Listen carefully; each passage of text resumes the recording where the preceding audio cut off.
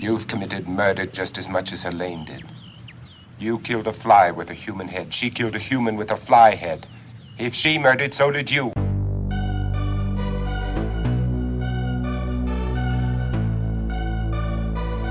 On episode 29 of the CutPrintFilm podcast, we're abuzz about The Fly. Here are your hosts, Jeff, Dave, and Chris. Greetings, Earthlings. Welcome to the CutPrintFilm podcast, episode 29. I'm your only host, Chris Evangelist. Woo! Thanks, everyone. Yeah. I don't know what I'm doing here then, but my name's Jeff Rollins. Woo, it's Jeff! Yeah! Woo! Well, you're the soundboard guy, and Dave. And I'm Dave Costa. He's the news one in the booth who laughs. Oh, all right. Thanks, and that's our show. All right. What are we doing today? We're a movie podcast. Who are we? We are CutPrintFilm, and we have a Woo, website. yeah! That'll never get old or tiresome. We just thought we'd try new things. Our website is cutprintfilm.com, where you can read all about a bunch of movie stuff. Yes. Sometimes What's our tagline? We don't have a tagline.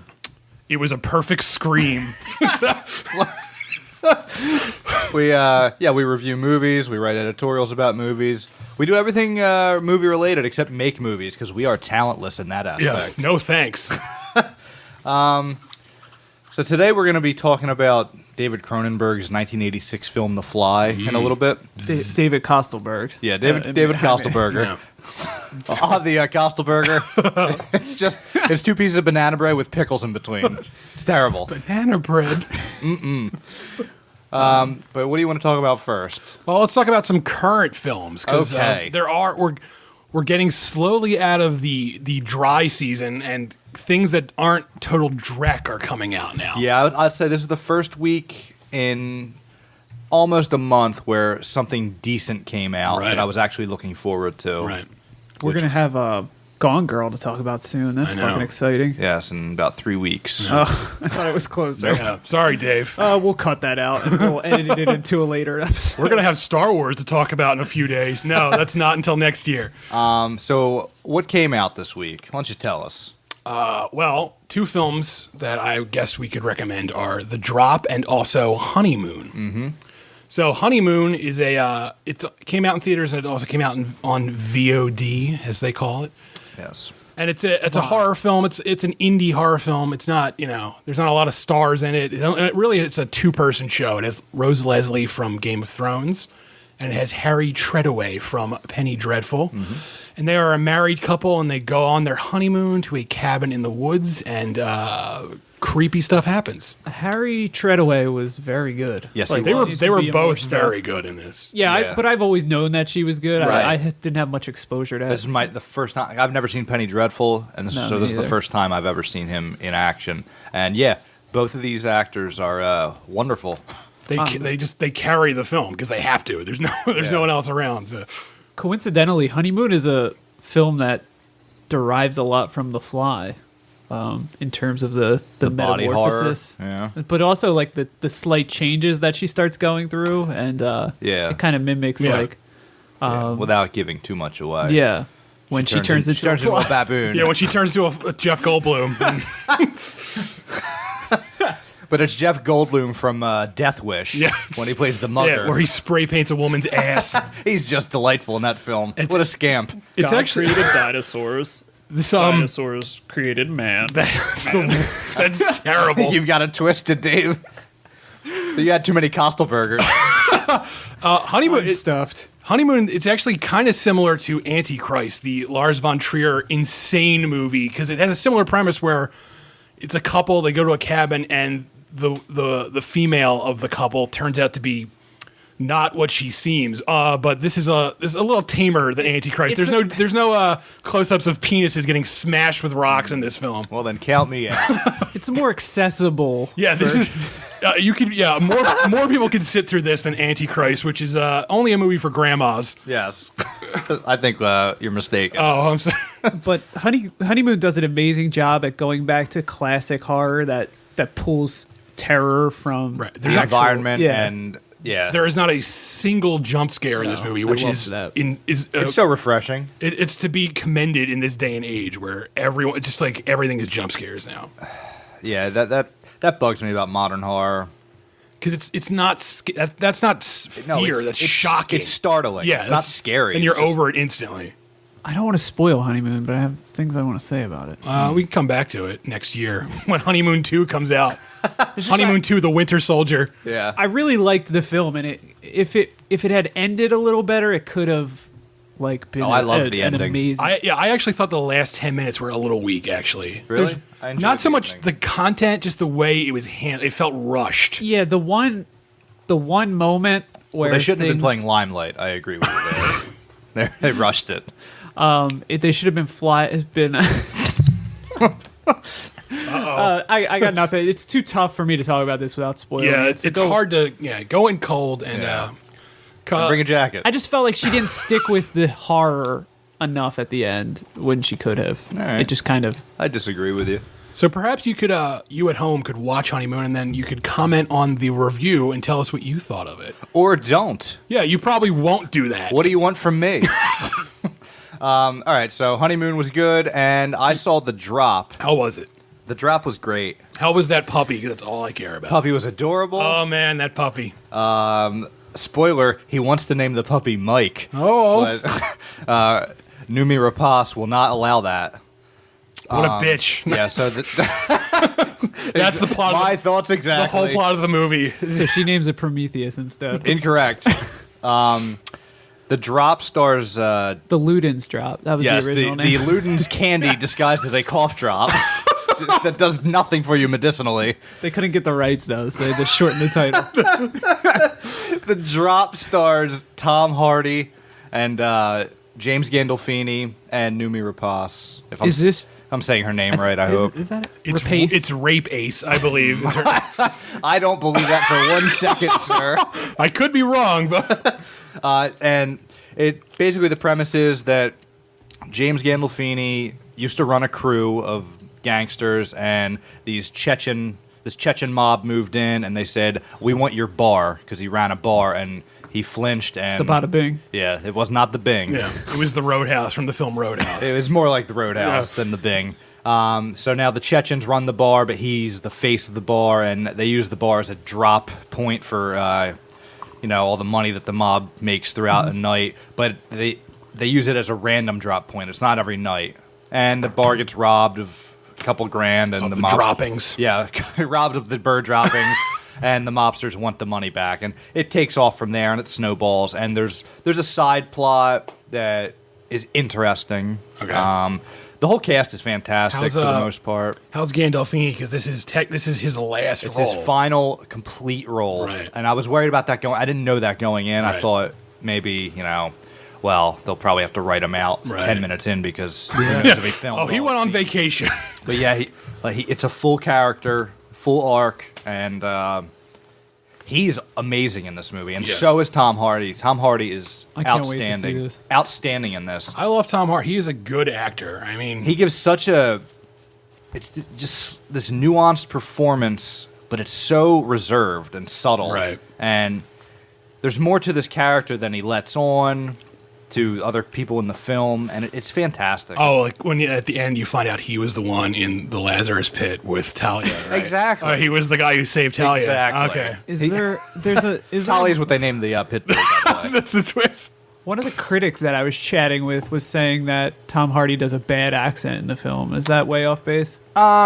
It's an exaggerated Brooklyn accent. This film takes place in Brooklyn, but it might as well be Boston because Yeah. it's by the writer of Mystic River. yeah, The Mystic Town? River, Gone Baby Gone. Did I just make that up? What? Did he write The Town? No, he didn't. No. Oh, okay. But all his stories take place in Boston, Right. and this is actually a short story, kind of stretched to feature length. So it suffers a little bit as a result of that. Like Do they this- use Drop It Like It's Hot at all in your all the time? soundtrack? No, it's like a music bed. How playing about that throughout. drop and loads clip from the Howard Stern show? Do they just play that every few seconds? Yes, it seemed very out of place. They don't even explain where it's coming from. You just hear it. But yeah, it's getting good reviews. I really enjoyed it. It's a weird release, like that. It can't because like this is sounding like the Dead season. Like, it's kind of weird they just released it now. It felt like they sort of just like whatever. Here's a movie. Yeah, I don't think they knew what to do with it. It's probably not going to win many awards unless somebody gives Gandolfini a posthumous like award. a sympathy. Unless the rest of the year is just horrible. Yeah, which is possible because it's possible. It's a bad year. But I don't know. I don't think it's better than Blue Ruin. No, but it is a good movie. Definitely worth seeing. I definitely want to see it, mostly for the puppy. I saw Eleanor Rigby this week, but was that? Spoiler, I'm going to recommend that, so Oh. I'll talk about it later. Well, at least you told everybody at the top of the show. That's all right. We'll all forget by the time that happens. 3 hours from now. All right, so David Cronenberg. Yeah. Love that He's, guy. He's part of our director series. Now that you mention that, let me hit this. Director series.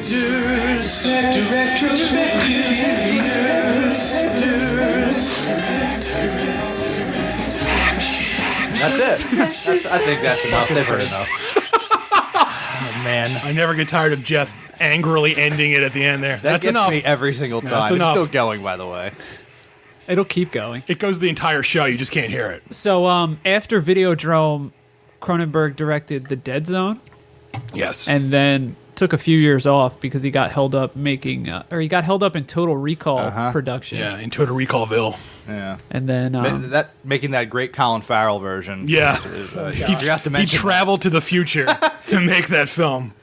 Whew. that was one of Yikes. those movies that this is off base, but that like one of the first movies where it was like Bryan Cranston's gonna be in a movie. Yeah, and everybody's like, "It's gonna be excited. Oh, that didn't work And we out. see it and we're like, this is horrendous. What a terrible movie that Total Recall. They shouldn't have remake cast was. Bryan Cranston as the female lead in that I movie. agree. It was just distracting. He only has 2 nipples. I don't understand. He's doing an Arnold impression the whole time. Getting a pump in. Anyway, so then he goes on to make The Fly Yes. in 1986. Which is his biggest commercial hit. Yeah. It's kind of remarkable that this film is his biggest hit. And this was a hit instantly. And it was a huge hit, and because it's such a dark, violent movie, it's not really a mainstream film, but this is as mainstream as Cronenberg gets, pretty much at this point. Yeah, it's like it weirdly is mainstream now, though. Like this made it like, Right. that kind of movie. Right. More, I don't know. Aliens, it's kind of like in the same tone as that. I would Yeah. say, Would you I would say agree? that. Yeah, I would say, but I think this is a little weirder than Aliens. It's definitely weirder. Because like Aliens, you can always shrug off all the weirdness by saying like, "Oh, it's in the future and they're in space." That's true. This is in modern day for the time it was made and on Earth, so it's like, "Oh, this is all happening and it's weird." Yeah, you said Cronenberg was tied up with Total Recall, and they originally went with, for the director, Robert Bierman. Oh, he's my favorite. No, he is. Well, he directed a film that I recommended early in this show's existence, the Nicolas Cage vehicle Vampire's Kiss. Oh wow, Did he? Yeah, but his daughter was Yeah, there was- killed yeah, in his- South Africa during pre-production, and And so they gave him some time off. Mel Brooks actually is the executive producer Yeah, of this. yes, So he is. Mel Brooks gave him a few months off, and then he went back to him and he said, "Do you want to make The Fly?" And the Absolutely guy was like, not. "No, I'm still sad." I've lost my passion for this movie. So they know, ended up getting Cronenberg. Yeah, and thank God they did. Yeah. Not thank God that guy's daughter died. That's terrible. But thank God Cronenberg directed this. I would be interested in seeing what movie this would have been had Robert Bierman directed it, because I really do love Vampire's Kiss. The issue is that Cronenberg essentially rewrote the script from scratch. He basically. kept a lot in there. Kept a lot of the names were changed, and some of the plot elements. He but- kept a lot from the draft that was written before he came on. And he also insisted that they leave the original writer of the screenplay on the screenplay, so Right. he has co-writing Yeah. credit. Cohagen. Cohagen? No, Charles Pogue is the man's name. Yeah. He's the lead singer of the Pogues. Yes. Well, we have really gone No, off am I course. wrong of that? No. The Irish band The Pogues. But I read that the script is very different, the original script. And he, Well, there's the really only the elements he kept were the fingernails and stuff like that, like little story I mean, elements. the outline is pretty much the same. In the original Guy turns draft, into a fly. in the original draft, they were actually a married couple, and Him they're- and the fly. yeah, the Fly and Jeff Goldblum were married, and they had a Very progressive. yeah. It was a different kind of film, and there were two other male characters who were sort of villainous that they sort of combined into Stathis Baranian, or whatever his name is in the movie. What's his name in the film? The Iron Throne is mine. All right. Renly Baratheon, I believe. Yeah. So you want me to go through a Let's plot let's get a big synopsis going here. And let's get a big deep dish pizza going as well. Pass the soda. Are we going to do this the whole time? All right. Oh, that's haunting. Please Seth don't. Brundle, played by Jeff Goldblum, a brilliant but eccentric scientist, meets Veronica Quaife. Veronica Mars. Played by... No, not Veronica Mars. Veronica Quaife. No, not Veronica Quaife either. I'll stop now. Veronica Quaife, played by Gina Davis, a journalist for Particle Magazine, at a Meet the Press event held by Bartok Science Industries, the company that provides funding for Brundle's work. Seth takes her back to the warehouse that serves him as both home and lab, and shows her a project that will change the world, a set of telepods that allow instantaneous teleportation. Brundle convinces Veronica to keep the project's existence quiet in exchange for exclusive rights to the story. Although the telepods can transport inanimate objects, they do not work properly on living things, as is demonstrated when a live baboon is turned inside out during an experiment. Just casually. In a horrendous scene. It's great. Terrible scene. Seth and Veronica soon begin a romantic relationship. Brundle plans a romantic evening with her, but she suddenly departs before they can celebrate. His judgment soon becomes impaired by alcohol and the paranoid fear that she is secretly rekindling a relationship with her editor and former lover, Stathis Borans. Baratheon. Played by John Getz. Brundle hastily decides to teleport himself, which is, what I would do in that situation. I don't know why he waited that long, honestly. Unaware that a common housefly has slipped into the transmitter pod with him. Motherfucker. Although he comes out the other end seemingly normal, eventually he exhibits what appears to be beneficial and purifying effects. Like underwear gymnastics. That's right. Such as increased strength, stamina, and sexual potency. He conveniently has a Olympic-style bar in his apartment. Well, what do you think his daughter in Jurassic Park 2 learned those moves? They cut you from the team? Veronica, however, is more concerned about Brundle's growing mania, as well as the strange bristly hairs growing out the wound of his back. That's what my wife's concerned about with me. And nobody else seems concerned about that hair growing out of that wound. Just her.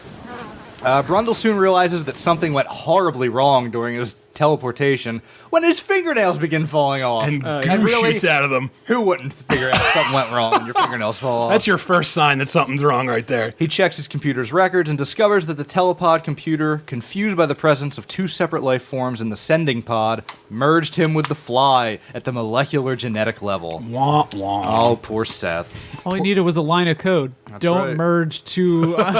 Come on. Yeah. He needed an if-then Yeah. line. And they're like, carrot, don't insert fly, end carrot. Over the next 4 weeks, Brundle continues to deteriorate, losing various body parts and becoming progressively less human in appearance. And it's disgusting. Oh. He eventually reaches out to Veronica and theorizes that he is slowly becoming a hybrid creature that is neither human nor insect, which he dubs the Brundle fly. I love it. Brundle soon starts to exhibit fly-like characteristics, such as vomiting digestive enzymes onto his food in order to dissolve it, and the ability to cling to walls and ceilings. He realizes he is losing his human reason and compassion, and he's now being driven by a primitive impulse that he cannot control. Veronica learns she is pregnant by Seth, and she cannot be sure if it was conceived before or after his fly transformation, so she decides to get an abortion. After having the worst nightmare in horrendous. the history of nightmares. Horrendous. Maggot worm, baby. Yeah. We'll come back to that. She goes to Stathis Borans. Every time. I can't help myself. Every time. Stannis Baratheon. She goes to Stathis Borans to persuade him to have abortion doctor Barry Convex I love that. I loved his reemergence. take the fly. I'm pretty sure he's wearing the same suit he wore Probably. as he was Barry Convex as well. Meanwhile, Brundle abducts her and takes her back to his lab. He tries to convince her to have the baby, but she says that she can't. So he comes up with a rational plan to merge the three of them, him, her, and their baby, together with a third pod. It was the prototype. Yeah, prototype pod. And so Stathis Borans, anybody? No. All right, we're done. Joffrey Baratheon. Comes to the rescue with a shotgun, and Brundle teleports himself into another telepod. Well, what happens is Brundle thing. Brundlefly. He becomes Brundlepod. Stathis Baranian shoots the wire. Yes. And he disconnects Veronica. And so Brundlefly tries to break out of the pod, and the door is half open, and the transport begins. Yeah, so he's fused together now with this the door, transport pod, and a cable. Right. And he begs Veronica to kill him, as would anyone, and puts the shotgun to his own head. And she, for a moment, she's like, "Oh, I can't," because I guess she was considering maybe getting back together with him. Well, he is a good kisser. But then she blows his head off, and that's it. And the movie ends, and we're all sad. No one's happy. He's no one feels cute good at the end there, though. What's that? Oh yeah, he looks like E.T. He looks like Johnny Five from Short Circuit. It's like sad puppy alien fly thing. So we got a lot to talk about here. Where should we begin? Well, let's start at the end and go backwards to the beginning. Yes. I say we start in the middle, then do the beginning, then the end. As much as we can get it convoluted, that's the way I want. I say we start with The Fly 2 with Eric Stoltz, and then go back to perfect. But seriously, folks, we got a million of them. Nah, I only have a few. All right, so right off the bat, I will say this film made me miss Gina Davis in movies because what happened to Gina? She is so good in this, and it's like you forget how good she is as an actress. She made that TV show what was it, Commander in Chief, and then she disappeared. I forgot about that. She played the female president. Like that was some crazy wild idea. Yeah. That was the whole premise. Like, look how wacky this show is. Yeah. But yeah, she's gone from movies now. She was great in this. Gina Davis once had a career, and there was a reason. She was excellent. Yeah. Yeah, I mean, she doesn't look crazy in her old age, so I don't know why she wouldn't be acting. I don't know if she had kids and retired or what, but she actually got the job because she was dating Goldblum. And they have great chemistry. Awesome chemistry. They're great together. They're both very tall people, so that works in their favor. I have in my notes that this is the tallest, skinniest sex I've ever seen. Ever. How about there's a whole lot of Goldblum in this movie, so let's start with Goldblum then, who is also fantastic in this. Oh my god, he's just in I first started the movie up, and the movie doesn't prep you for itself at all. You just because the opening music is nearly identical to the 1958 Fly music. Oh, is it? Nearly identical. There's the trumpets and horns, and it's got that authentic retro horror that sound that is very familiar to anybody that watches the Universal movies. Yes. I'm not too crazy about the music in this, but we'll get to that. Oh, really? To that, I'm sure you guys will bring up the music at one point. We will. We'll get back to anyway, it. so we just did. It throws you right into this like not sci-fi, like science convention. It dives headfirst into the plot. Yeah. We're ready to go. It opens immediately. And they're at Wizard Con, I guess, is where they're at, and Jeff Goldblum, he's really just trying to pick her up because he hedges it with like, oh, I'm creating a great invention, but later when she tries to write about the invention, he's like, oh no, don't write about it, which means he's really just trying to get laid, basically. Right. And he tries to pick her up by bragging that he has a cappuccino maker, which is such an 80s, early 90s thing that, like, remember home cappuccino makers were $2,000. Yes. And they were like a very ritzy thing to have. So he's clearly picking immediately her up. His acting skills are just like off the charts though, because he comes off as this super weirdo creep. Yeah, his eyes are darting all over the place, and he just these creeps you out. Idiosyncrasies that Jeff Goldblum, he's one of those actors who's sort of fallen into like the Samuel L. Jackson territory, where he's like sort of a parody of himself at this point, and it's easy to forget that he's actually a great actor. It's the same thing with Samuel L. Jackson. It's easy to forget, like, oh, he's actually a really good actor. As much as I liked him, Goldblum in this movie, I prefer him as a character on the margins of a film. I don't really like him as a main character usually. Not that I didn't enjoy him in this. I thought he was great in this, but I think he's so he's a bundle of ticks. He's so niche. You know what I mean? Can you think of anything else where he was the center of it? Yeah, Jurassic Park 2. Oh well, anything good? No. Yeah, that's a good point.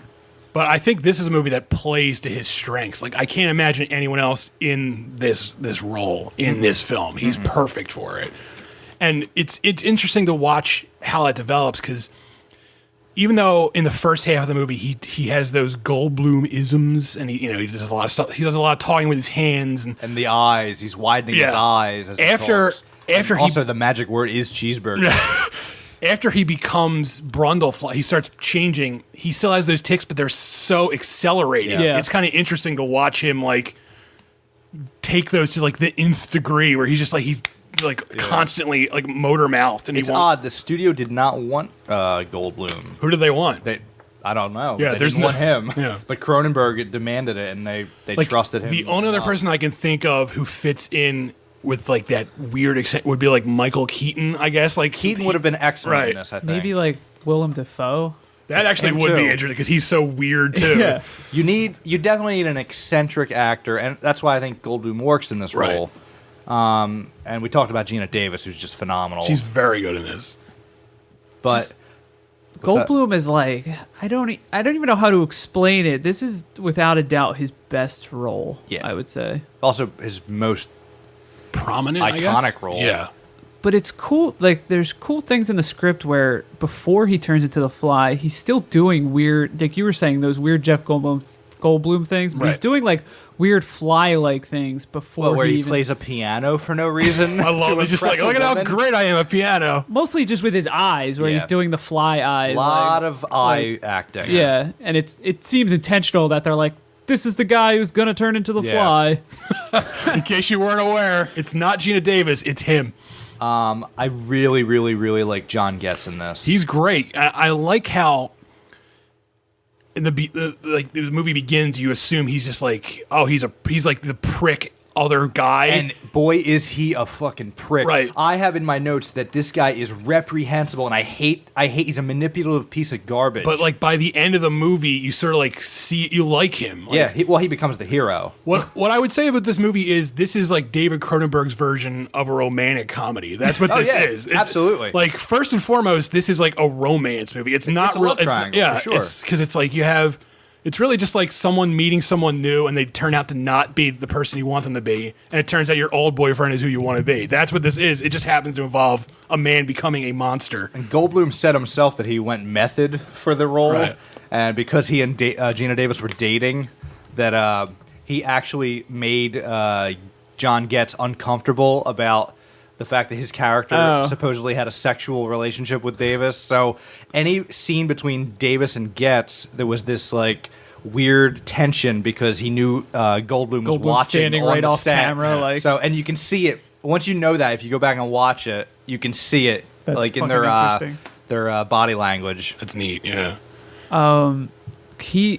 What the fuck? I wasn't crazy about him. Really? in this. Really? I don't know why, but Stannis Baratheon, you weren't down with him. I read that in an original version of the script, they're supposed to end up married together. Right. Yeah, Which wisely they don't have happen in this because that just seems stupid. right. Because like you were saying, how he goes from villain to hero. It's a weird thing for a movie, especially in the 80s. Like, and test audiences didn't respond well to them getting back together in the end. Because it's like, wait, we hate that guy. Yeah. Which is also the reason they cut the monkey scene, because it's like, You're talking. There's a second monkey Yeah. scene. Yeah, there's a scene where that's my cut God. that's cut out of the film where Brundle, in his attempt to try and find a cure, he splices a cat and a monkey together, and it they come becomes out a cat monkey, two-headed creature. and it's horrifying. And they- it like in the beginning of the movie, the monkey that he transports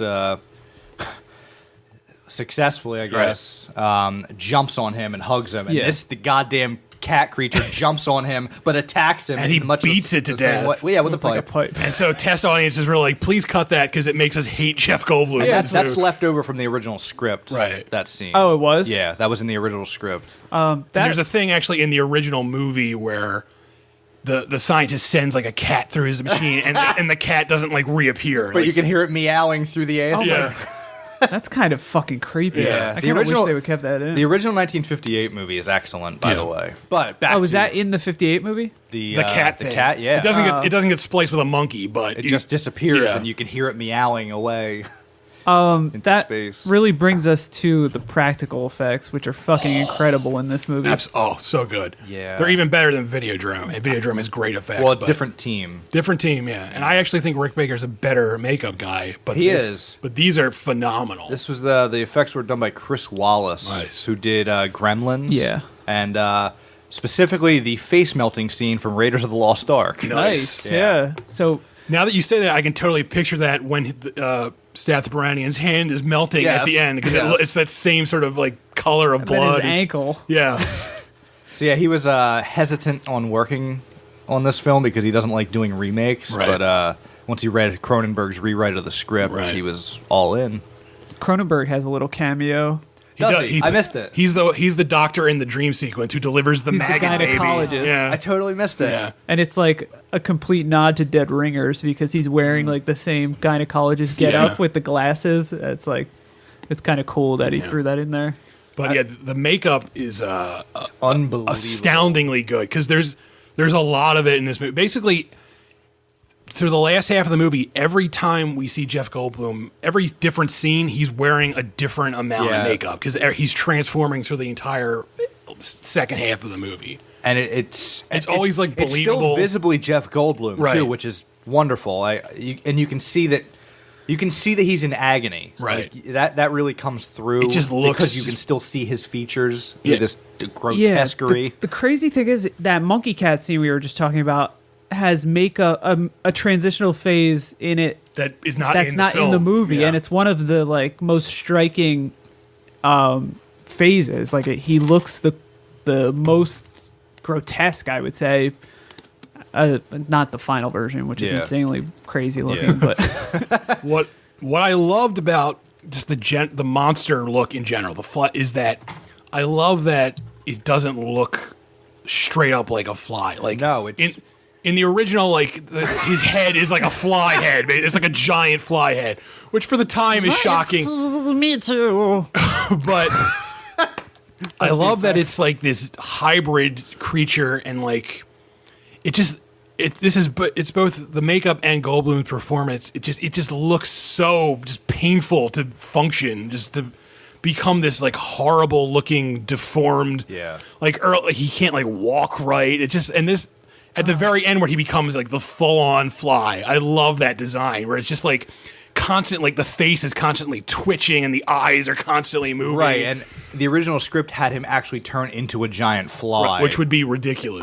awful, awful, and which is Cronenberg was completely uninterested in doing anything like the original movie where a fucking fly's head gets put on a human's body and a perfectly human's shaped- head gets put on a fly body. Right. In fact, there's a story about Vincent Price not being able to get through his line. Right, in the reading original. about you killed a fly with a human head. Like apparently that took 100 takes to get through because he could not say it with a straight face.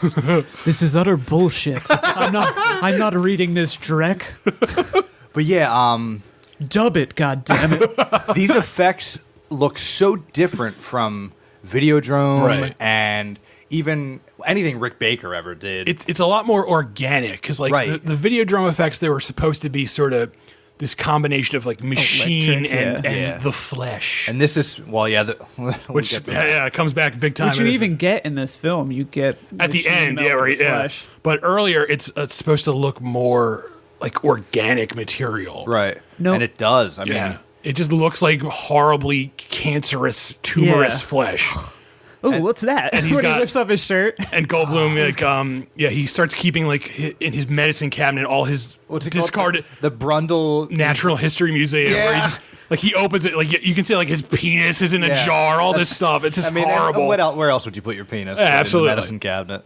No matter how many times you see the fly, you will forget how grotesque and This movie is absolutely disgusting. This is like it's a gross movie. when his tooth just falls out onto the keyboard, he's you're like, just like biting a "Oh." pencil and just like I started screaming, laughing. Because even like it's the just- first thing that happens, like Oh, when his you mean when he pops his fingernail off and pus comes out like it's a pimple? His nail comes off and he squeezes his finger and pus just shoots onto his mirror and it's like and it's gross, but it's also like darkly humorous. There's a great scene that just from beginning it's just funny as hell. Basically, Gina Davis shows up at the apartment and it's the first time she's seen him when he's just all mutated, and he's going to eat a donut.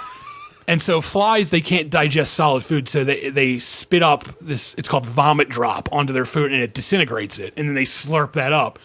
So without any like thought, he just picks up a donut and just barfs on it, and she just looks horrified. He goes, "Oh, that's disgusting." And then, but then, as if that wasn't funny enough, he goes to like touch his ear, and his ear just fucking falls off, and he goes, "My ear," and it's hilarious. It's so funny. It's absolutely played for both. And it's successfully played for both horror and laughs. Right, it works both ways. It's supposed to be disturbing, but it's also, you can tell it's clearly supposed to be just darkly funny. And that's a rare feat to be able to accomplish, playing something simultaneously for horror and laughs and achieving both. What's great, nearly impossible. Well, on the commentary, Cronenberg points this out too. What test audiences reacted the most to that scene is after his ear falls off, and he says, "Help me," and she hugs him, and she presses her face against the side of his face where the ear just came off. Yeah. And Cronenberg said, like, test audiences, like, screamed as just, like, in joy and, like, terror in that, because she's pressing her face against this, like, gooey mass where his ear once was. I was going to say, she won't stop fucking hugging him. And, like, it's a genius way to make the audience very feel empathetic, like, at the same time. Like, you're Gina Davis if you're watching it. So every time she hugs him, you're like, oh, fuck, I wouldn't hug that guy. Exactly. And that brings us to where she tears his jaw off. Oh, which instigates the final transformation to where he actually turns into the final fly. countdown? Yeah. No, not the final incorrect. This is just like, it's nonstop horror. Like his legs, he clearly skipped leg day because his skin just oozes off. Just like, it's horrifying. And then like his face melts. And what I love about this effect is, as his face is falling off, you see his human eyes just like liquefy and like run down his cheeks. It's great. And what they did with this effect, I think it's fantastic. There's a quote by Chris Wallace that said, he was talking about how they used an inflatable bladder for the American Werewolf in London effects that were so, acclaimed. A whoopee cushion? Yeah, pretty much. Yeah, like on Videodrome. They brought back the Videodrome whoopee cushion. So, when the werewolf's face is elongating, it's a bladder that they inflated with air. And everybody knew how they did that at this point. And his quote was, "If the housewives know about the technique, we've got to do something else." And so they did. And what they did was they took these spring-loaded plates and they put it inside this giant Jeff Goldblum type latex head, and they slowly, cranked it outward from the inside out, and then the head would come apart, and they had to shoot it from an angle so that it still, because this was a giant head, but it was still supposed to look like Jeff Goldblum's head. So they shot it from an angle so that it looked like it was real, and his head just comes apart, and then it reveals, the Johnny Five. Yeah, the Johnny Five fly. They called it the space bug on set. That's an interesting quote, the Housewives thing. Yeah, and it kind of goes back to what we were talking about before with the like CG, how it doesn't. Like, how they do it. Yeah, there's nothing. So it's never amazing. There's no magic. Like, if they remade this movie, which I'm sure they will someday, and it'll be terrible. Yeah. They would just all be CGI, and it's like, oh, I know how they did that. It was a bunch of nerds in a computer lab. So do you want to take a break, and we'll come back and talk about more about this big. The film is a big, in general, metaphor for just disease. And loving like someone who has a disease. We could talk about some themes. Yeah. Talk about the flea, like the Indiana Jones theme. I love that. Talk about The Pest, starring John Leguizamo. And we'll get in touch with that Howard Shore soundtrack. We'll get in touch with Howard Shore. He's going to call in. I hear you didn't like my score, Dave. Go fuck yourself. I'm sorry. I'll bet you're itching to raid the kitchen. But please don't go. There's still more show. Here at CutPrintFilm, we do our very best to keep you in tune with the movie industry. We're revolutionizing the way you read movie reviews by putting them on the internet. Go to CutPrintFilm.com and we will guarantee you a pleasant experience. We're breaking new ground every day to bring you the finest material possible. We've partnered with such clients as MoreLikeRadio.com, AntiFanboy.com, and Joystick Jerks, the podcast. So check out all of that and more on CutPrintFilm.com. And remember, have a CutPrintFilm day.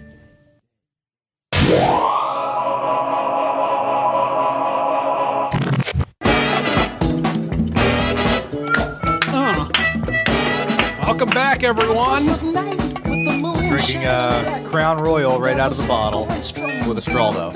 We don't want to get germs on each other's lips. You know what this song needs? I don't know. Why don't you tell me? Oh, there he is. Yeah, Superfly, Jeff Goldblum. Jeff Goldblum is Superfly. He has a super mane of hair in this. Oh, there's a lot of big hair. Him and Gina Davis, they have a whole lion between them, I think, with their hair. Okay, Superfly, we heard enough That's of enough you. of you. That was the never great hear Curtis Mayfield. Yeah. In studio today. And replacing Robert Loggia. That's our janitor who also sings. All right, so what are we getting into now?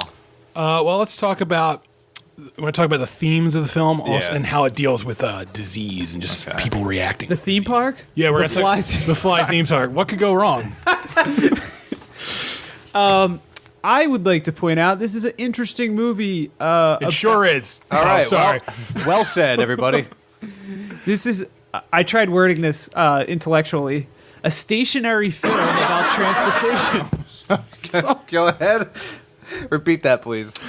It's a stationary film about transportation. The whole film takes place in essentially the same room. Right. All right, that's Well- an interesting observation. I mean, one of the I'll biggest. give you that, but only once. Okay. One of the biggest reasons Goldblum's character wants to invent this is because he gets travel fucking sick. love that, He by gets the way. car sick. Every sort of emotion makes him sick. So, which is kind of it's kind of neat. It's kind of a funny It's also a fully realized plot device. Yeah, and it gives that character more depth. Like he's not. Yeah. Obviously, Nothing's by accident. Nothing's done Yeah. just to do it in this film. I love that. Obviously, he wants to create this for scientific purposes. yeah, the notary. But he also he has a selfish reason. He's like, oh, I don't want to fly. So I just love car sick Jeff Goldblum. Right. Ugh. Yeah. Just grabbing his stomach. That's one of those moments where Goldblum doesn't really work Yeah, for me I when know. he's doing stuff like that. But, for the most part, I liked him in this film. But yeah, you were talking about themes. Yeah. And Chris mentioned that it's pretty Disease. much about disease, Right, this whole film. when this came out, a lot of people saw it as an allegory for the AIDS epidemic, which was in Exploding, full, at yeah. that time.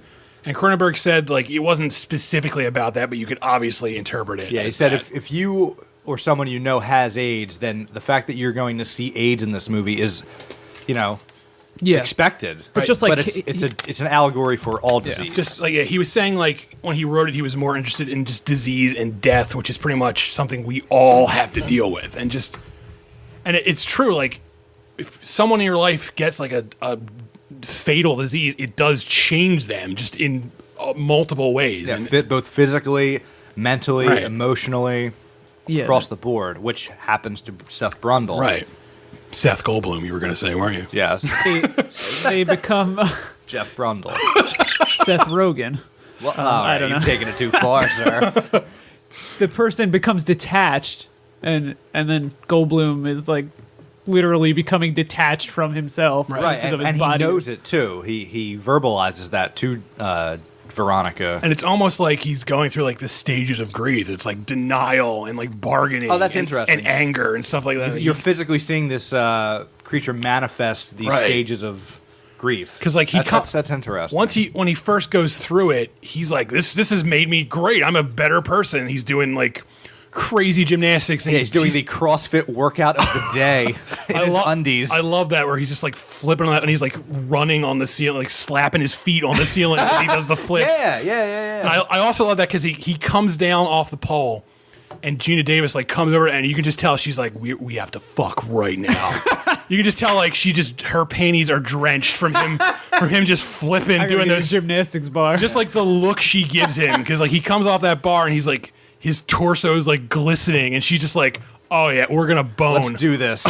Yeah, I want you inside me right now. And boy, he just can't stop having sex. Yeah, I guess flies love sex because this guy, he can't stop. He's a goer. Yeah. This could also be seen as a parallel to the cocaine epidemic of the 80s. Right. That's true too, because he definitely is sped up on That something. fucking scene where he can't stop putting sugar in his coffee. Oh yeah, that's actually a very horrifying scene because Yeah, you're it watching is. this man fall apart, but Without he doesn't knowing realize it yet. Yeah. And again, it's it's humorous, but then when you realize what he's turning into, it's oh, it's not really that funny because he's screwed, basically. Yeah. So for he and Veronica, they have words, and And he goes out and he picks up a girl with even bigger hair. Well, yeah, but how does he do it? He does it with Well, he wins her honor the old-fashioned way. Arm wrestling it's hard to pick like a favorite scene in this movie because I love so many. But this is probably one of my top scenes of this movie, where basically he's at a bar. There's some guys. There's some big burly men. They're arm wrestling. Doing what guys do at bars, the arm wrestle one another. And so Goldblum's there. He's wearing a leather bomber jacket and no shirt. On. Yeah. He's eating a chocolate bar. Fucking leather jacket, no shirt. Yeah. He's like the fucking Fonz. And he looks horrendous, by the way. yeah. He looks like... His face is just Looks covered like he in... smells. Yeah. What Veronica says, Later, you she's smell like, terrible. She's like, oh, you look bad, you smell bad. And so he says, like, there's a girl at the bar and there's two men. Nancy Allen from Blowout is there. Yeah. Yeah. And Yeah. not really. Nah. But Yeah, and he well, says she's basically, dead. he's like, I bet you $100. I bet you $100 I can take both you. And he's like, oh, I get to take the woman home because you could buy women in bars back then. Well, no, he's not buying him. He's winning her honor with an arm wrestling match. Right, yeah. Well, that's how I met my wife, too. So, But you said you met her the other ways that you've said before. oh, what, OK Cupid? Yeah, OK Cupid, but first it was the arm wrestling contest. But anyway, so he challenges this man to the arm wrestling, and he grabs his arm, his hand, and his secretions come out of his hands, and he snaps this guy's wrist, and this man makes the worst. He's just like. Yeah, it's a brutal, disgusting scene. It's shocking because like it's like a compound fracture. His bone pops out of his wrist. It is an awful scene, Yeah. but a fantastic scene at the same time. Right, and then he takes this woman home. Well, they go to a bunch of bars first Yeah, because they bar hop till 9:30 a.m. who wouldn't go bar The hopping? sun's in the middle of the sky by the time they get home. Who wouldn't brings go it back- bar hopping with a bomber jacket, shirtless man who just snapped a wrist? He brings her back to Apparently- the fly cave. No shirt, no shoes, no problem. Yeah. So yeah, they go bar hopping. Then he carries her up a bunch of flight of stairs, and then they have I guess it's like a brunch fuck session because they Yeah. come out when the Some morning. ATM. Yeah. And he keeps going through the pods for some reason. I don't know why he's doing He that. loves it. He can't get enough. Well, he thinks that it's purifying Yeah. him and strengthening him, when really it's not doing anything now. He's already doomed. Which proves that like his thing actually works correctly. Yeah. Because he never like gets like I actually wanted to bring up, going back to earlier with the cat thing from the original movie. In the short story, or the book this is based on, that cat thing happens in like that. The cat disappears and doesn't come back. So in the book, the character's wife says, oh, go through the machine again. It'll turn you human.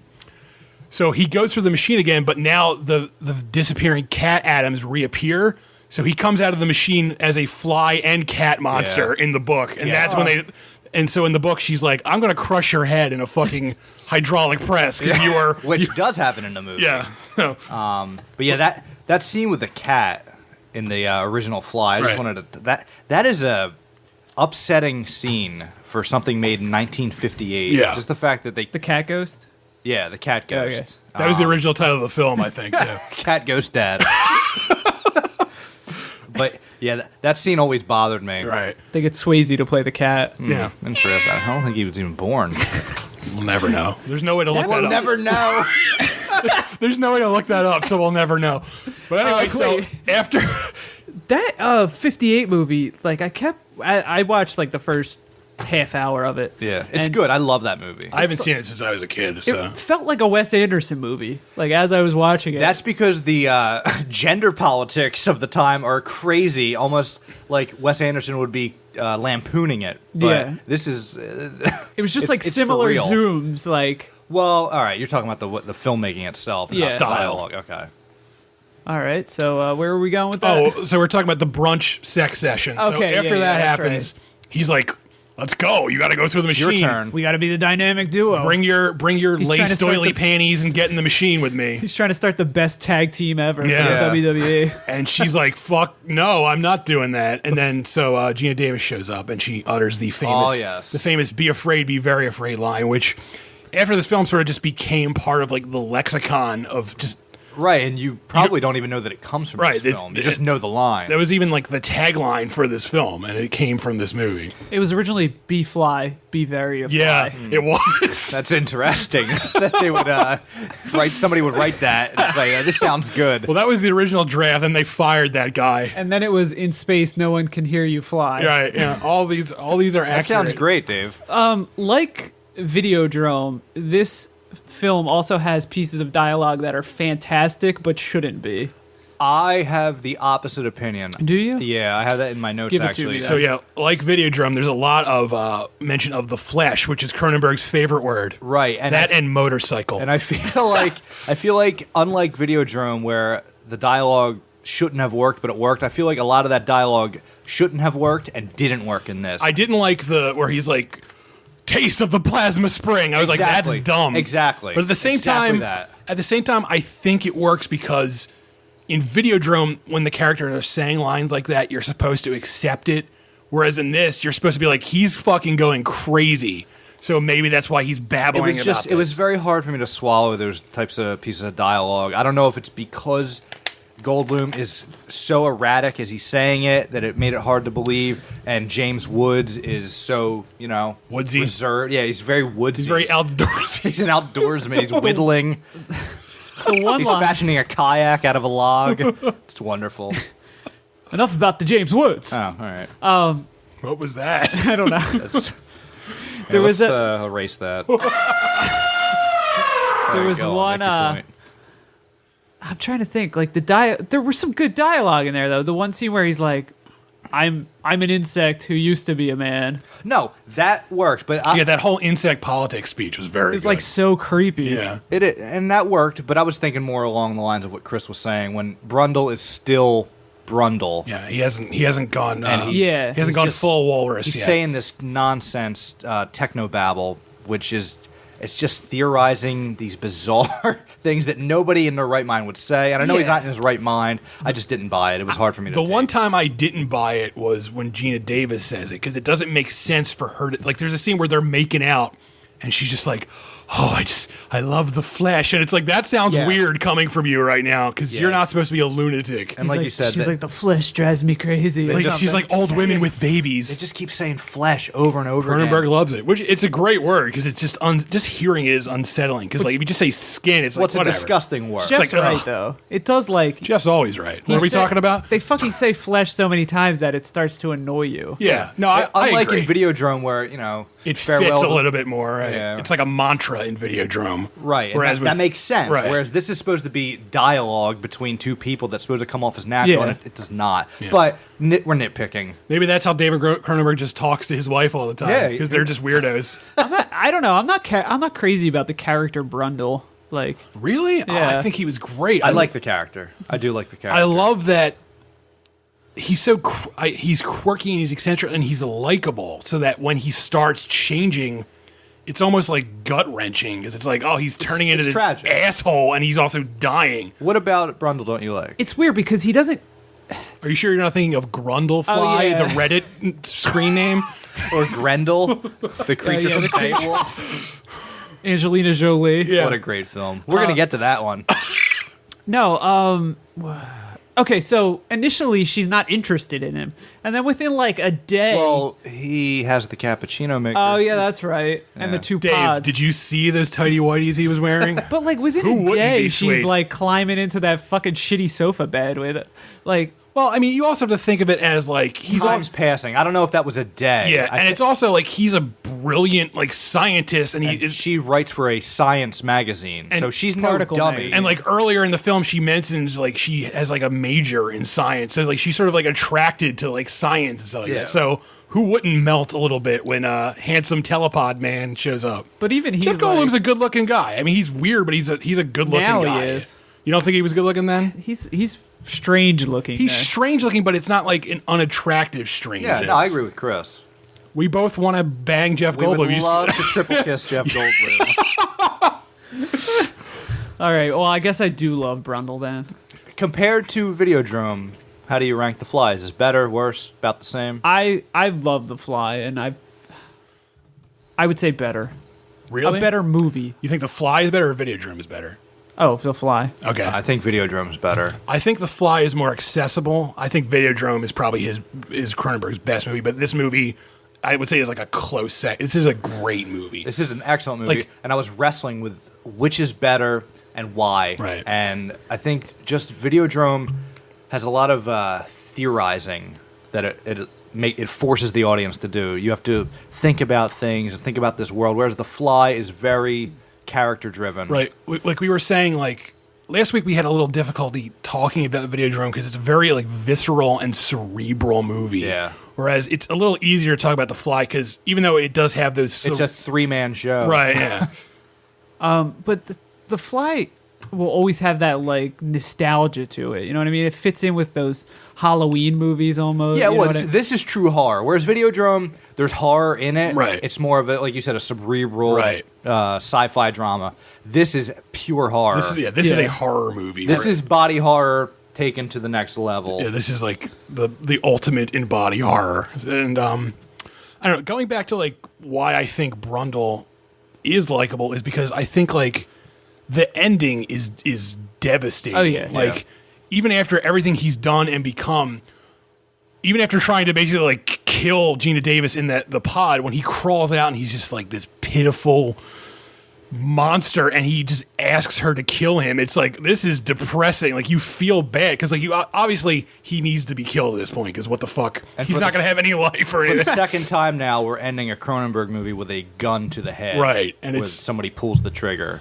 And it's like, it's sort of different because like with Videodrome, even though I love James Woods in that movie, I never really felt Connected. sorry. But yeah, for there's no him. empathy for that character. Like, yeah, when James Woods ends Videodrome by killing himself, I'm not like good, but I'm also not like, oh, I feel really bad. Yeah. Whereas with The Fly, with Brundle, it's like, I really wish this hadn't happened to this guy. I feel really bad. Yeah. Yeah, I just think it's the narrative form of The Fly that makes it better than Videodrome. Like you're more It's more of a standard invested in the narrative. journey. It's you know? easier to get through. I mean, Absolutely yeah. easier. So, of all the constant gross scenes in this film, if you each had to pick the most disturbing scene to you, what would you pick? Oh, wow. When the tooth falling onto the keyboard is Right. mine. It really You gotta think like, about it teeth made me falling out. scream. Yeah. Yeah. Yeah, that's always a nightmare. And just his Losing reaction teeth. to it, like, ooh, fucking tooth fell out.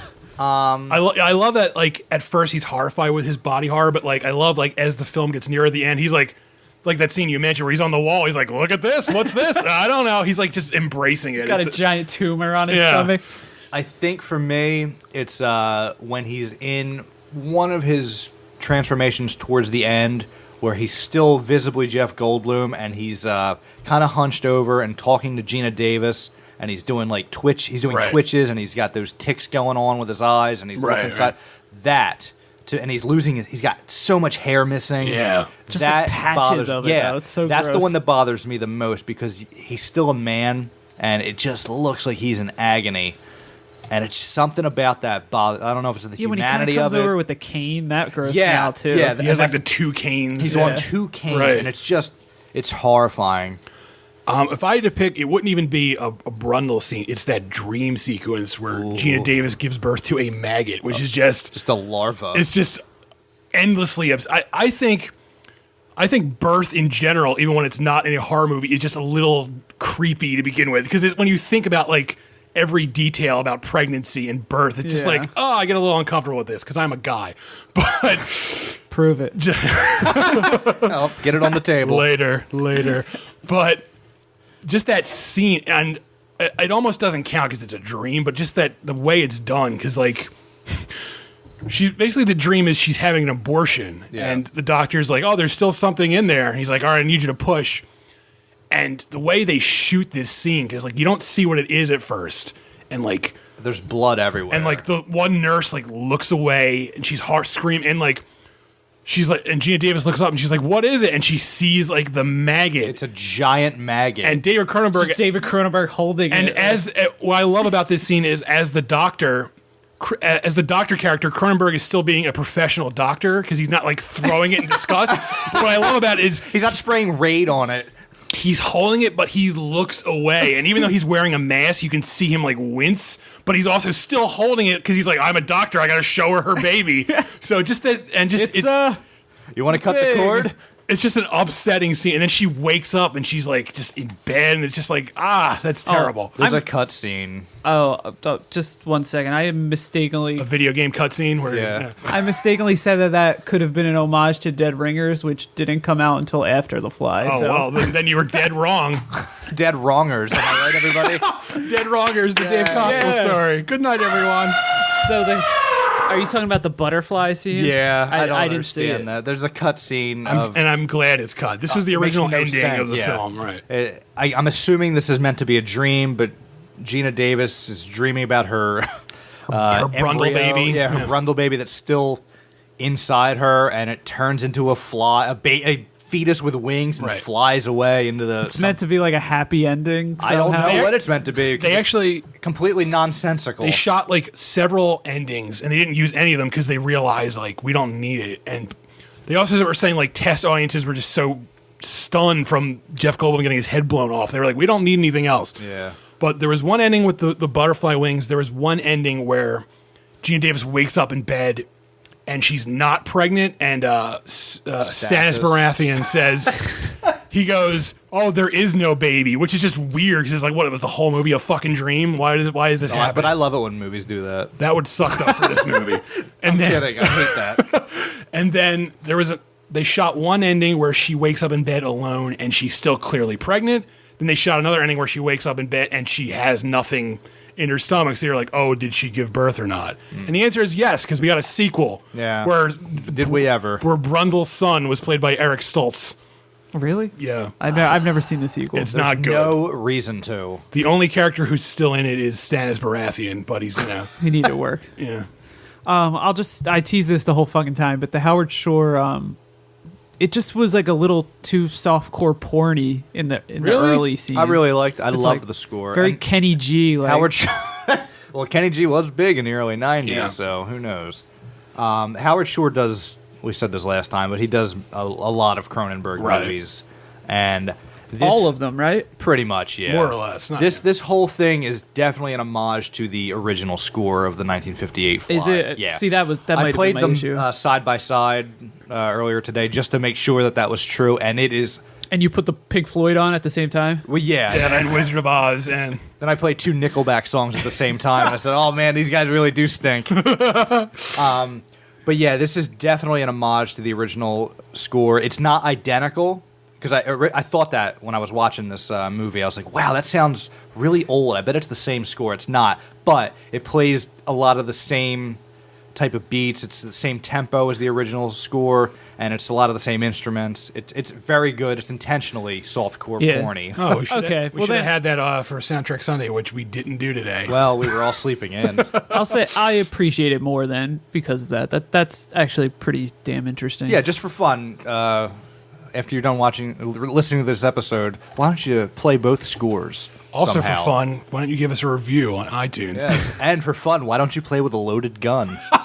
All three of those things are equal amounts of fun. Do we have any closing words on The Fly? It's a great movie. Like I said, I don't know if it's as good as Videodrome. I don't think it is, personally. Yeah. But absolutely, if you've never seen this, get your ass you're an to idiot. the internet and rent this on iTunes. Yeah. What I love about it is, even though this is Cronenberg's most popular movie and his most mainstream movie, I love that it's not a mainstream movie in the way you think of it. Like, it would have been very easy for Cronenberg to just make an easy Hollywood movie and make money so he can make his own sort of thing. And he didn't do that with this. Still feels... Thank you. Oh, I got an email. Sorry. This still feels like a Cronenberg movie, even though it's, as I guess Hollywood as you can get with Cronenberg. It still feels like a Cronenberg movie. What I like about it is they took the central premise of the original story and then made their own vision out Which of is it. like the best kind of way to do a remake. There's nothing worse than just a remake that's just exactly Gus Van Sant's that's Psycho. exactly like the original, because it's like, why don't I just watch the original? Like, this film was from an era when they got remakes right, because like the Thing remake is the same sort of thing where it's the similar story, but they do their own thing. And even like the Invasion of the Body Snatchers remake, same sort of thing, its own sort of movie. Right. It's cool because it's not. You were saying it's not traditionally a mainstream movie, Right. but it's like the mainstream adjusted to Cronenberg sensibilities. Yeah. And that's what's cool about it, is that this marks a time where we're like, we want more. It's like drive-in movie theater gore Right. like this, Right. but done well. Yeah, Not like it's not fucking- like it's not trashy. It's like it's a movie with actual like intellectual thought behind it. It's not just like look at this gore and heart. Yeah, Because you do care about Brundle. Yeah. And even in the end, even though Stathis Borans is a reprehensible character, Right. there's still qualities to like he saves Veronica. like he steps up at the end, like not even just like the ending scene, just in general, because like she goes to him when she's pregnant and stuff like that. I want a sequel of handless, footless him making a shitload of money off of the transporters. That's all it is. He stole Brundle's that would idea. be wonderful. He's just fucking loaded. King of the universe. Stan Baratheon or whatever his name Yeah. is. All All right, cool. Do some recommendations. Yeah.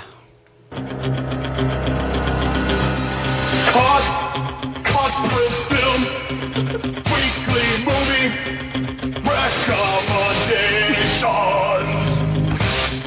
Oh, that doesn't get any better than that. Love does that it? hard ending too. It just cuts off. Burp. Who's going first, folks? Now, if that was me, I would have Just done it ignore again.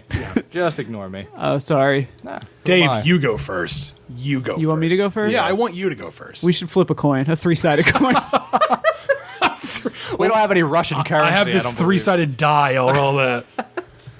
As I said earlier in this episode, I will be recommending The Disappearance of Eleanor Rigby, Them, which unless you live in New York, you can't see until Friday. All right, so what's the backstory on this Okay.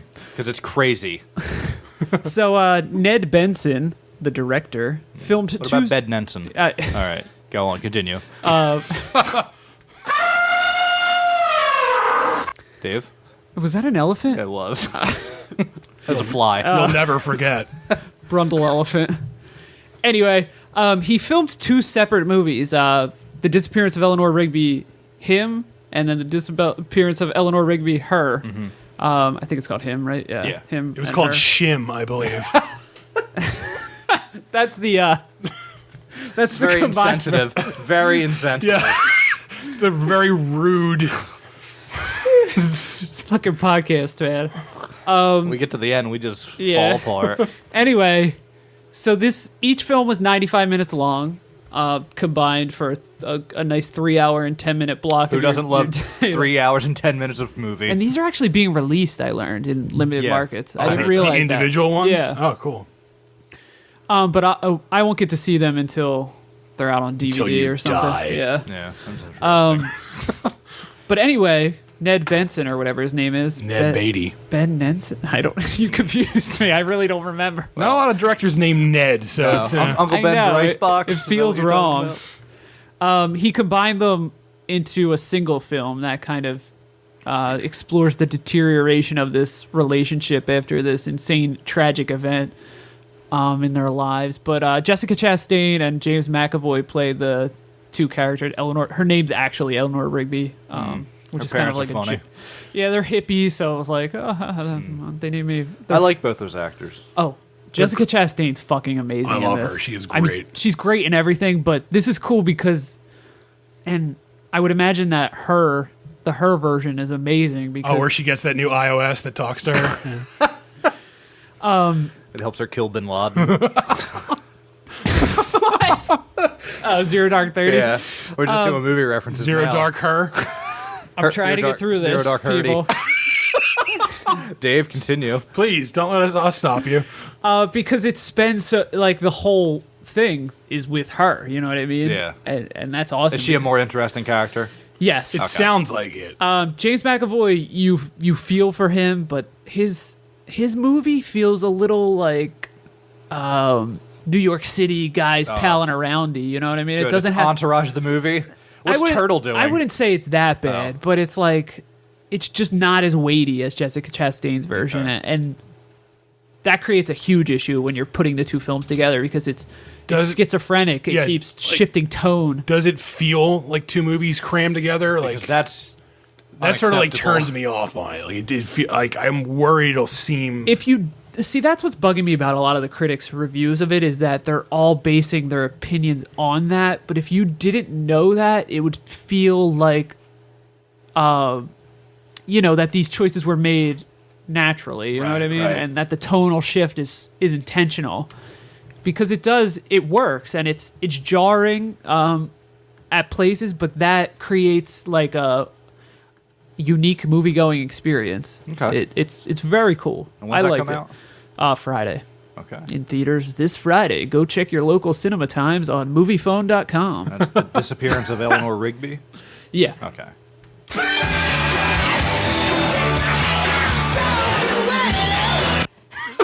Who's up next? Whoa! Well, that was just a solid block of sound on the on the time code thing. I'll go, I guess. Yeah, please do after that. All right. Sorry, everybody. I got a little excited with Aerosmith and Steven Tyler. My recommendation is a 1966 film called Seconds.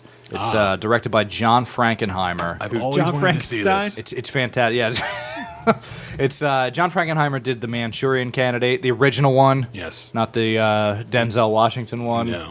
And he also did Black Sunday. he did, and unfortunately, he did Reindeer Games. He also did Ronin, which is like Yes. a really good movie. Yeah. Yeah, most recently, if you're going to watch one of his recent films, watch Ronin instead of Reindeer Games. I think Reindeer Games is like his last movie, which is depressing because he passed away. It stars Rock Hudson, John Randolph, and Salome Jens. And it's about an unhappy middle-aged banker who agrees to undergo a procedure that will fake his death and give him a completely new look and identity, but it comes with a price. And Doesn't everything. the price is definitely interesting. $20. Yes, it's. I don't know. And he's like, I don't know if I can swing that. But that's $20 1966 money. Yeah, which is like that's like $30. $140 now. You gonna tell us the twist? No, no. This is much like No Good Deed. I can't. I can't. Please do not let spoil the the shocking twist. slip.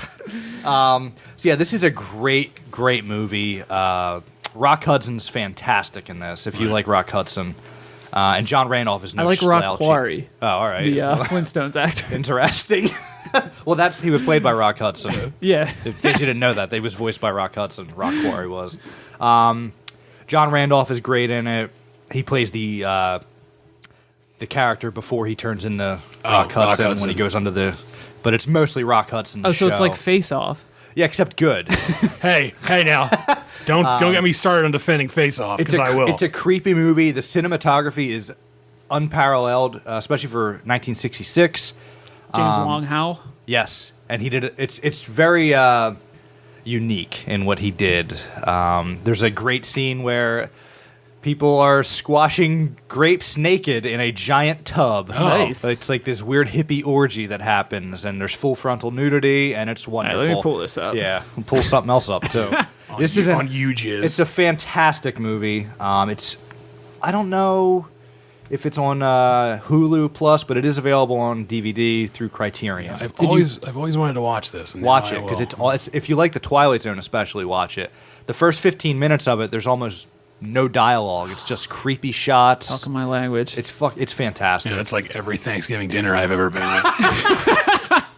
Did you pick this because of its direct relations with The Fly? No. The body transformia? Nope. I just heard somebody talking about this movie on another podcast, and I thought, Why are you this listening sounds to other podcasts? Because I like watching movies, and I like hearing about movies I've never heard of before. So, watch Seconds. It's on Criterion, directed by the great John Frankenheimer.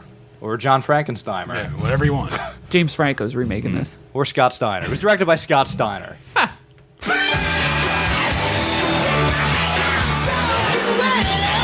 Chris? How does that film compare to Gone in 60 Seconds? Its sequel. Gone in 60 Seconds pales in comparison to most You movies. can't just follow it up. 30 Seconds to Mars. Oh, boy. Put on all their albums at once, please. My pick is 1963's Charade. So, Two 60s buddies here. yeah, we love the What the 60s, fuck, guys? You could have told me it was 60 Saturday. even though it's Sunday. So, I haven't really seen a lot of Audrey Hepburn movies. Like I've seen Breakfast at Tiffany's. So, I love Audrey Hepburn. So yeah, I was sort of like, I don't know what I'm missing with Audrey Hepburn. So I there's a bunch of Audrey Hepburn movies on Netflix. I watched a few. I watched Roman Holiday, which was her debut, which is great, and I also watched Charade, which is fantastic. So in Charade, Audrey Hepburn, she plays a woman. She's married to a very rich man, and she's sort of bored in her marriage. She doesn't really get along with her husband, so she decides she's going to divorce him. But before she can divorce him, he turns up dead. And apparently, before he died, he stole a lot of money. So the government in this film is represented by Walter Matthau. And Walter Matthau... Back when he was doing dramas. Yeah. So Walter Matthau in this film, he's younger, and by that I mean he looks exactly the same he looked right before he died. He looked like a shoe falling apart. Walter Matthau was eternally old. So Walter Matthau plays a government agent who's trying to get the money, but also... there's a bunch of men from her husband's past who show up, and they all have weird eccentricities. Like, one has, like, a hook for a hand. And one of them is, like, this generic Southern guy who's named Tex. He's played by James Coburn, who was a great character actor. And one of them is, like, this older guy who sneezes all the time. So they're all trying to get their money back. But which one is bashful? They're all trying to get their money back, but also she runs into a guy played by Cary Grant, who is... at his most charming in this film. Does he have his tiny mustache? No. Pencil mustache? No, he doesn't have that in this. So Cary Grant and Audrey Hepburn, they're basically running around Paris trying to both find the missing money and elude these three murderous henchmen. And even though it's a movie with murder in it, it's just endlessly funny. It's like a dark comedy. This is a comedy then. It is. And it's very funny. And one of the most interesting things about the movie is... Cary Grant was a lot older than Audrey Hepburn when they made this film, and he was hesitant to take the role because of that, because he's supposed to be wooing her character. Mm-hmm. And so in order to basically convince him, the screenwriter, Peter Stone, he switched the character so that all of Cary Grant's character traits were switched to Audrey Hepburn's. So instead of being a movie about a guy chasing this younger woman, it's about her chasing him. Oh, that's fascinating. And it's actually really amusing because she's just like this sex-crazed woman trying to get into Cary Grant's pants, basically. That's cool. And the movie, there's like a twist every like 10 minutes in this movie, and it's always boy, like... I love a good twist. And it's always like, I can't believe this is happening. Wow. And it's a silly... Do they actually do the twist? They do. Chubby Checker shows up. I wish I could twist your head off for that. That's a logical reaction to that joke. So, but it's a lot of fun. Audrey Hepburn is great in this, as she was in most things I've come to learn. And she was delightful. Yeah, I would, because of the way the studio system was set up back then, it's tough for the director's series to explore, like, like an actress. Because every studio kind of had the same movie. Right. And the same themes over and over. Yeah, so it'd be cool to, like, do, like, Audrey Hepburn, like, a series of films. Yeah. I agree. We should do that sometime. And, Charade, it's almost like a Hitchcock movie, so much so that a lot of people think this is a Hitchcock movie. Like, some people call this like the greatest Hitchcock movie Hitchcock never made. Oh, all right. Because it's got that sort of like, because Cary Grant is in it, and it's got that sort of like European feel to it, and it's a mystery. Nice. And it was directed by Stanley Donen, and it was 1963's Charade, or Charade, if you will. Oh, I won't. And with that, we have to wrap it up. We have to end this charade that we give a shit. Pretend that we had a good show. Tell each other this was great. I'm just kidding. It was wonderful. You two are lovely gentlemen. Oh, you're so sweet, Jeff. I am. Get off me. With your little chubby cheeks. So if you were enjoying the Cronenberg series, you won't next week. Next week, we have a hammering blow to you. Yes. When we talk about what year did this come out? 1999's Existenz. Right. We could have done any of his other good movies. No, but it was my turn to pick a movie, and I picked Existenz. Jeff loves misery, so. Which you never know. It might. When I saw Existenz many moons ago, I liked it, so it might not be that bad. Yeah. I picked it because I never saw it, and I thought, well, if we don't watch this now, I will never watch this movie, probably, so why not? That might have been a good thing, though. Well, it's the only movie between Videodrome and Existenz that Cronenberg wrote and directed fully, without the help of anyone else. And apparently they explore very similar themes. So. Right. Well, that's another reason I picked it. It's kind of like Videodrome for video games, if you will. And probably not very good. No. But And let's Lana not- Del Rey's song "Video Games" plays for the whole movie. That's impossible. I don't know how he did it. Not to judge a book by its cover. This might end up being good, but it won't. Or judge a cover by its book, That's for right. that matter. I don't understand how you would do that. It's over. So yeah.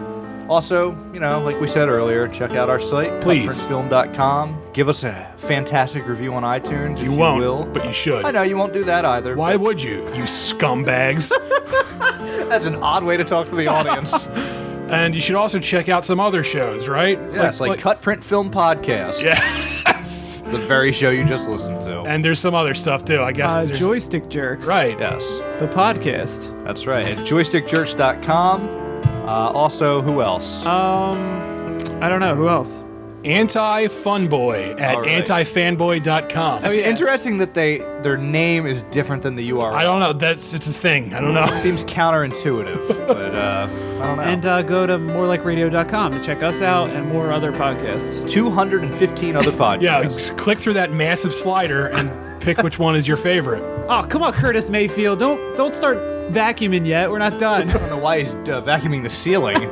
He's very strong. He doesn't know what he's doing. He's I guess Superfly, that's why. I guess Loja didn't leave him good notes. Notes! Good night. Orifice. Yeah. But also like the slight changes that she starts going through, and Yeah. it kind of mimics like Without giving too much away. when she turns into a fly. baboon. Yeah, when she turns to a Jeff Goldblum. But it's Jeff Goldblum from Death Wish Yes. when he plays the mother. Yeah, where he spray paints a woman's ass. He's just delightful in that film. What a scamp. It's God actually created dinosaurs. this Dinosaurs created man. that's terrible. You've got it twisted, Dave. You had too many Kostelbergers. Honeymoon Stuffed. Honeymoon, it's actually kind of similar to Antichrist, the Lars von Trier insane movie, because it has a similar premise where it's a couple, they go to a cabin, and the female of the couple turns out to be not what she seems. But this is a little tamer than Antichrist. There's no close-ups of penises getting smashed with rocks in this film. Well, then count me out. It's more accessible. Yeah, this is. More people could sit through this than Antichrist, which is only a movie for grandmas. Yes. I think you're mistaken. Oh, I'm sorry. But Honeymoon does an amazing job at going back to classic horror that pulls terror from Right. The environment yeah. and yeah. There is not a single jump scare in this movie, which love is that. It's so refreshing. it's to be commended in this day and age where everyone just like everything is jump scares now. Yeah, that bugs me about modern horror. Because it's not that's not fear, that's shocking. It's startling. Yeah, it's not that's- scary. and It's you're just- over it instantly. I don't want to spoil Honeymoon, but I have things I want to say about it. We can come back to it next year when Honeymoon 2 comes out. pickles in between. It's terrible. Banana bread. But what do you want to talk about first? Well, let's talk about some current films because Okay. we're getting slowly out of the dry season, and things that aren't total dreck are coming out now. Yeah, I'd say this is the first week in almost a month where something decent came out Right. that I was actually looking forward to. Right. We're going to have Gone Girl to talk about soon. That's I know. fucking exciting. Yes, in about 3 weeks. Oh, I thought it was closer. Yeah. Sorry, Dave. We'll cut that out and we'll edit it into a later episode. We're gonna have Star Wars to talk about in a few days. No, that's not until next year. So what came out this week? Why don't you tell us? Well, two films that I guess we could recommend are The Drop and also Honeymoon. Mm-hmm. So Honeymoon is it came out in theaters and it also came out on VOD, as they call it. Yes. And it's a horror film. It's an indie horror film. It's not, there's not a lot of stars in it. It's a two-person show. It has Rose Leslie from Game of Thrones, and it has Harry Treadaway from Penny Dreadful. Mm-hmm. And they are a married couple, and they go on their honeymoon to a cabin in the woods, and creepy stuff happens. Harry Treadaway was very good. Yes, Like, he was. needs They to were be in more both stuff. very good in this. Yeah, but I've always known that she was good. Right. I didn't have much exposure to This it. is the first time. I've never seen Penny Dreadful, and No, so me this is the either. first time I've ever seen him in action. And yeah, both of these actors are wonderful. They carry the film because they have to. There's no one else around. So. Coincidentally, Honeymoon is a film that derives a lot from The Fly, in terms of the body. Honeymoon 2, The Winter Soldier. Yeah. I really liked the film, and if it had ended a little better, it could have been I loved the an ending. amazing. I actually thought the last 10 minutes were a little weak. Actually, Really? I enjoyed not so the much ending. the content, just the way it was handled. It felt rushed. Yeah, the one moment where They shouldn't have been things- playing Limelight. I agree with you there. They rushed it. They should have been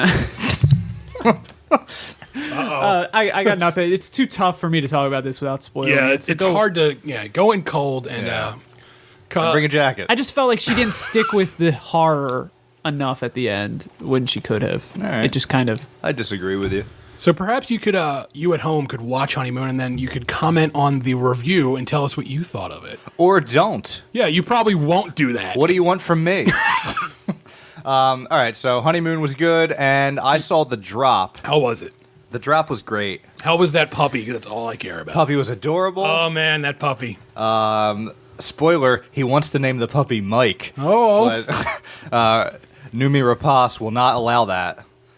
what a bitch. Yeah, so That's the plot. my of thoughts the exactly. whole plot of the movie. So she names it Prometheus instead. Incorrect.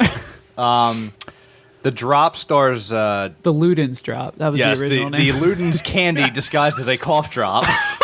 That does nothing for you medicinally. They couldn't get the rights though, so they had to shorten the title. The Drop stars Tom Hardy and James Gandolfini and Numi Rapace. If I'm, Is this? I'm saying her name right, I hope. Is that it? It's Rapace? it's Rape Ace, I believe. Is her- I don't believe that for 1 second, sir. I could be wrong, but And it basically the premise is that James Gandolfini used to run a crew of gangsters, and this Chechen mob moved in, and they said, "We want your bar," because he ran a bar, and he flinched. And The Bada Bing. Yeah, it was not the Bing. yeah, it was the Roadhouse from the film Roadhouse. It was more like the Roadhouse than the Bing. So now the Chechens run the bar, but he's the face of the bar, and they use the bar as a drop point for all the money that the mob makes throughout a night. But they use it as a random drop point. It's not every night, and the bar gets robbed of a couple grand, and Of the mob droppings. Yeah, robbed of the bird droppings. And the mobsters want the money back, and it takes off from there, and it snowballs. And there's a side plot that is interesting. Okay.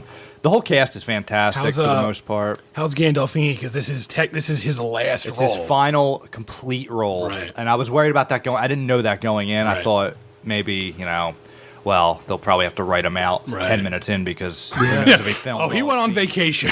But yeah, it's a full character, full arc, and he's amazing in this movie, and Yeah. so is Tom Hardy. Tom Hardy is I can't wait to see outstanding, this. outstanding in this. I love Tom Hardy. He is a good actor. I mean, He gives it's just this nuanced performance, but it's so reserved and subtle, Right. And there's more to this character than he lets on to other people in the film, and it's fantastic. oh, like when at the end you find out he was the one in the Lazarus pit with Talia. Right? Exactly. He was the guy who saved Talia. Exactly. Okay. Is there?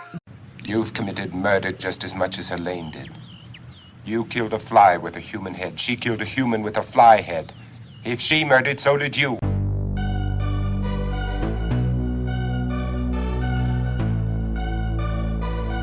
On episode 29 of the CutPrint Film podcast, we're a buzz about The Fly.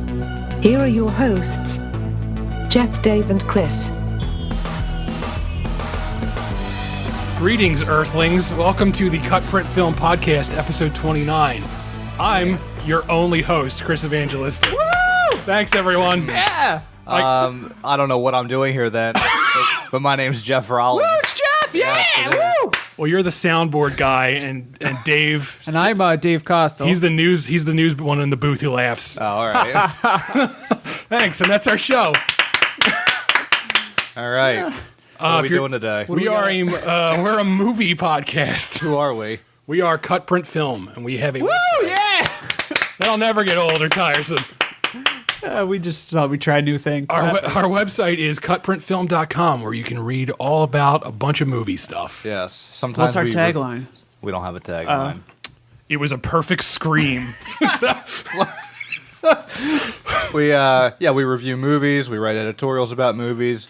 We do everything movie related except make movies because we are talentless in that aspect. No thanks. So today we're going to be talking about David Cronenberg's 1986 film The Fly in a little bit. David Kostelberg. Yeah, David Kostelberger. I'll have the Kostelberger. It's 2 pieces of banana bread with